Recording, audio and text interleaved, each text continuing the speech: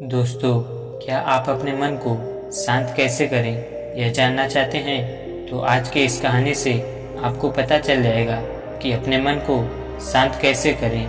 दोस्तों, सबसे पहले मैं आपको यह बताना चाहता हूँ कि इस कहानी के अंत तक आपके चेहरे पर एक मुस्कुराहट होगी, क्योंकि इस कहानी को अंत तक सुनने के बाद आप कुछ ऐसा जान लेंगे जो इस जीवन के रूपांतरण के लिए काफ़ी है।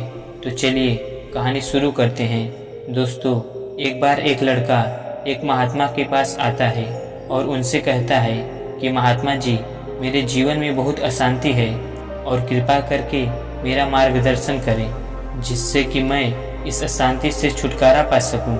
फिर वे महात्मा उस लड़के से पूछते हैं कि तुम्हारे जीवन में अशांति क्यों है? फिर वह लड़का उत्तर देता है, अत्यधिक विचारों के कारण मेरे मन के भीतर बहुत सारे विचार चलते रहते हैं, जिसके कारण मेरा मन अशांत रहता है।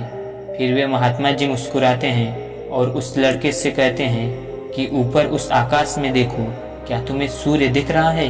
वह लड़का ऊपर आकाश में देखता है और कहता है कि जी गुरुदेव, दिख रहा है। फिर वे महात्मा जी उस लड़के से पूछते हैं कि अगर तुम लगातार धूप में खड़े रहो तो क्या होगा? वो लड़का कहता है कि गर्मी लगेगी गुरुदेव और शरीर में बेचैनी पैदा हो जाएगी। फिर वे महात्मा जी उस लड़के से पूछते हैं कि अगर धूप में खड़े रहने से तुम्हें गर्मी लगती है तो इसमें दोष किसका है, सूर्य का, गर्मी का या तुम्हारा? वो लड़का थोड़ी देर सोचता है और कहता है, कृपा करके आप ही बताइए गुरुदेव। वे महात्मा जी मुस्कुराते हैं और उस लड़के से कहते हैं कि सूर्य का काम है गर्मी देना और गर्मी का काम है गर्मी लगवाना, इसलिए दोस्त तुम्हारा है कि तुम धूप में जाकर खड़े हुए हो। तुम चाहो तो तुम छाया में जाकर बैठ सकते हो। ठीक उसी प्रकार हमारे मन का स्वभाव है और विचारों और भावनाओं का काम है तुम्हें दिशा दिखाना। अब उस दिशा में तुम्हें चलना है या नहीं, यह सिर्फ तुम्हारे हाथ में है। देखो, ध्यान से समझो कि विचार और भावनाएं समस्या नहीं है, बल्कि तुम्हारा उनसे जुड़े रहना समस्या है। जरा सोचो कि तुम धूप में खड़े हो और तुम चाह रहे हो कि तुम्हें गर्मी ना लगे। क्या यह संभव है? अगर तुम्हें गर्मी से बचना है तो तुम्हें अपनी जगह बदलकर धूप से छाया में जाना होगा। मनुष्य होने के 4 आयाम हैं और वो आयाम है तन, मन, दिल और बुद्धत्व। दोस्तों, बुद्धत्व यानी कि बुद्धि के परे की स्थिति है, उसे बुद्धत्व कहा जाता है।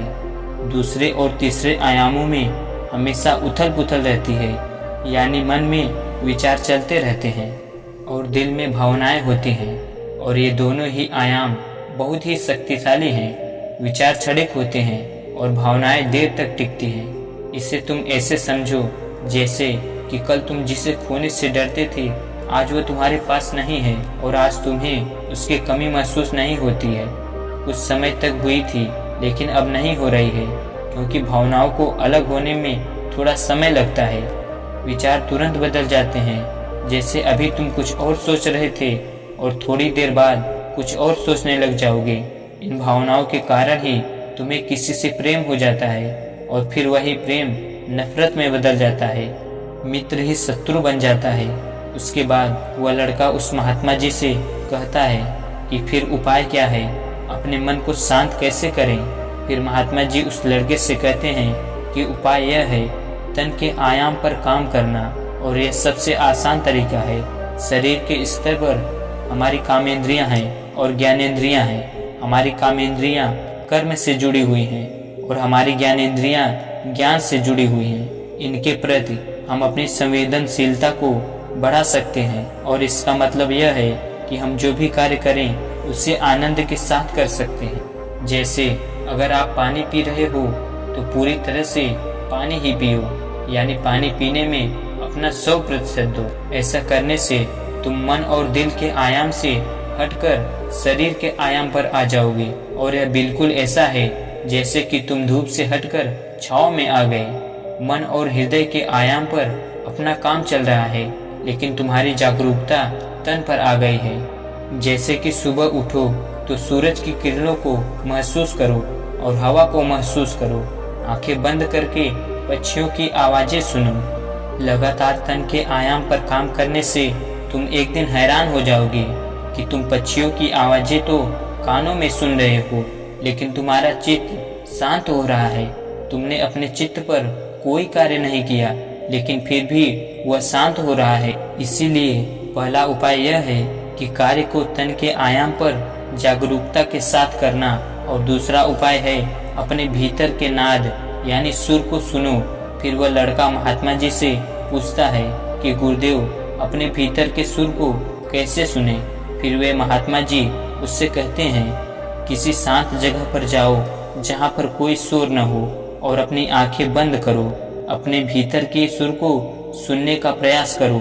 हैरानी की बात यह है कि वह सुर कभी भी बंद नहीं होता। फिर वह लड़का पूछता है, तो फिर उस सुर को मैं अभी और इसी वक्त क्यों नहीं सुन सकता हूँ? वे महात्मा कहते हैं कि बाहर के शोर के कारण तुम उसे नहीं सुन पा रहे हो। अगर तुम अपने भीतर के सुर को अभी सुनना चाहते हो तो तुम्हें अपने दोनों हाथों से अपने कानों को बंद कर दो और सुनो। तुम देखोगे कि यह सुर बिना किसी यंत्र के बज रहा है, और जब तुम इसे सुनोगे तो तुम अपने हृदय और मन से दूर हो जाओगे और तुम्हारा चित्त शांत होने लगेगा।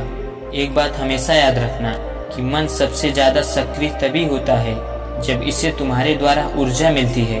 अगर तुम अपनी ऊर्जा को अपने तन को और अपने भीतर के सुर को सुनने पर लगाओगे तो तुम्हारा मन कैसे सक्रिय होगा?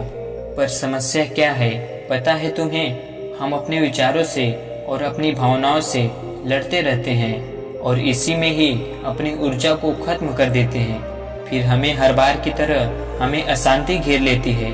इसीलिए अपने मन को शांत करने के लिए ये दो काम करें। पहला, अपने मन के आयाम से हटकर तन के आयाम पर आ जाएं, और दूसरा उपाय है भीतर के सुर को सुनो। दोस्तों, वह लड़का तो उन महात्मा की बातों को समझ जाता है, लेकिन क्या आप समझ पाए? यह हमें नीचे कमेंट बॉक्स में कमेंट करके जरूर बताएं। दोस्तों, आज की यह कहानी आपको कैसी लगी और इस कहानी से आपको और क्या क्या सीखने को मिला, यह भी कमेंट करके जरूर बताएं।